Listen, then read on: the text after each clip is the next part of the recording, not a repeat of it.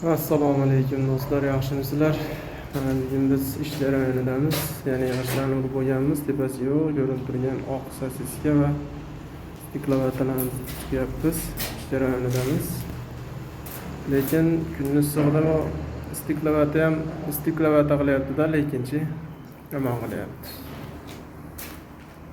Musofir hayotidan ozginacha lavhacha. Qirib qo'yganmiz 10 santidan oshiqroq qilib. Shuni mana devorga chiqyapti-da, xullas. Birinchi stiklovata, keyin esa nima? Sosiskasini oq sosiskani qo'yib qo'yapmiz. Bu devorlar urilgan devorlar chorlamay. Mana tashqarilar. O'zi topshirish jarayonlarida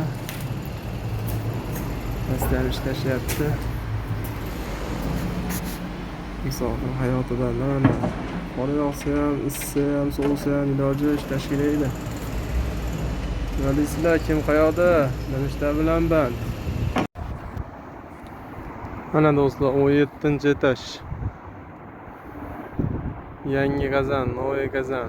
Mega mana bu turgan, tom ko'rinib turgan. Yo domla mana.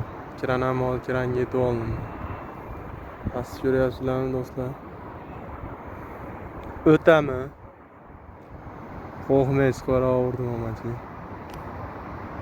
Mana yangi stroygalar ham ketyapti. Bu domning ikkinchi tarafi bu mana do'stlar. Hali cho'ta havo ham nitu. Bile 17 etajanchi juda baland ularga-ne.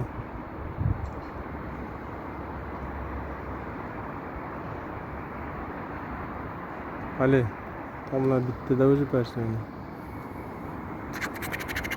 Deyizdir borib mana.